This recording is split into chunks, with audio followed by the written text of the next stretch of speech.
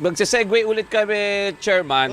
Kahapon, after ng hearing mo sa Senado, nagutom ka ata? Bakit? Kumain nata kayo sa Pasay?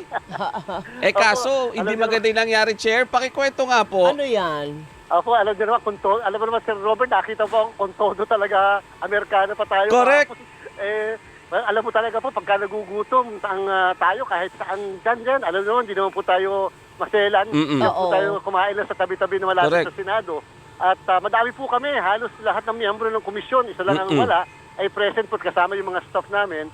Siguro po yun ay nailapag kasi sa isa sa mga lamesa at pagkatapos, sa sobrang daming mga tao, hindi na napansin, medyo may nakasalisi at nakuha yung ating bag.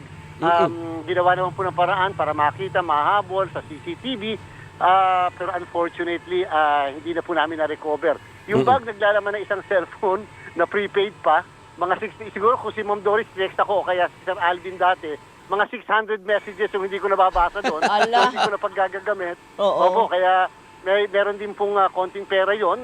Hindi naman po ganun kalaki dahil umattend kami ng hearing. Tapos yung mga ID, lalo yung national ID ko, nandun yung national ID.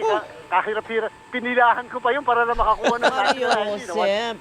Nawala pa, opo. And doon sa review ng CCTV, Chair, tama ba? Nakita na grupo pala itong mga umatake na ito doon sa isang pinuntahan ninyong resto? Kainan? Anim po na tao at may sasakyan sila. So, ibig sabihin, modus talaga yun at saka gumagawa sila talaga ng paraan na ganon. So, may posibilidad na may mga kausap din doon sa establishmento kasi alam na may darating na isang grupo. Kasi po, nagpauna kami ng tao upang makapagpaluto na maaga dahil medyo mahaba po yung hearing sa Robert Opo. kahapon eh. Talagang nagutom po kami. Nakakaya naman doon pa sa Senado makikain. Kaya po kami ay nagpaluto ng konti doon. So yun po. And therefore, bilang isang leksyon sa bagay na yan, sa ating mga kababayan, una, lagi po tayong handa at hindi po porket na madami tayo ay hindi ka gagawa ng ganyan. Wala po itong pipiliin. May posisyon ka, may kapangyarihan ka, nakaforma ka o hindi, wala po. Basta ang purpose nila ay may makuha sa inyo. Ang akin lang po pakiusap, samantalahin ko na sa Ma'am Doris, doon sa mga gumagawa po ng ganyan, alam niyo po, paano po kung yung mismong ginawa niyo ng ganyan? Kailangan sa ospital. Kailangan sa pagbabayad ng tuition. Kailangan sa pang-araw-araw nilang pamumuhay. Paano na po yung ganon, di po ba? At saka may mga gamit po doon sa loob ng bag na yun na, sige po, yung pera, madali naman po yung kitain. Pero yung pong mga gamit, for example, ang hirap po maghanap muli ng mga ID. Ang hirap po, buti po wala akong credit card. Hindi po kasi ako nag-credit card. Mabuti na lang at wala kayong credit card. Pero siguro nga, Chairman, kung ganyan na lumalabas kayo sa mga ganyang klaseng lugar, magnet kayo eh. Sabi ng mga masasamang loob, Ito na. Paldo ito. Oo, ang ganda ng naka-Amerikano. Todo forma eh. Sabi. Oo, hindi nila alam. Medyo masikip na Amerikano. Pero ang tapang nila, Chair, napakarami ninyo. At nagawa nila yun at nakalusot sila sa dami ninyo. Nasa lisihan talaga. Palagay ko po, yung karamihan namin yun ang naging madali para sa kanila para magawa yung modus. Kaya po, yung tayo, pagka mga magkakabarkada, mga magkakasama, naging relax. Hindi porket madami kayo ay ligtas na sa mga ganyan. Dahil, ibig sabihin, mas lalo pala sila nakakakilos. Dahil siyempre, masikip yung lugar, madaling kumilos para sa kanila, mabilis sila, at sanay nilang ginagawa yun.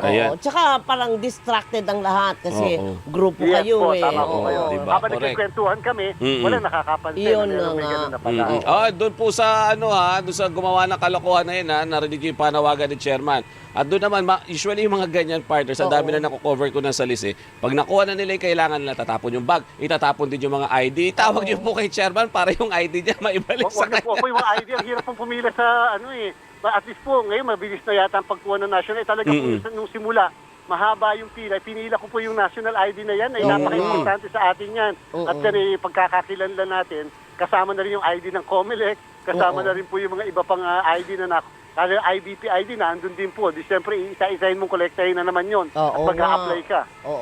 Doon sa makakapulot ng ID ni Chairman, si Chairman George Erwin Garcia po yan. Hindi po yan si Daniel Padilla. Baka naman kasi ma-inlove kayo doon sa ID, itago na ninyo, ilagay nyo sa wallet, sabihin, ay, lucky charm ko to.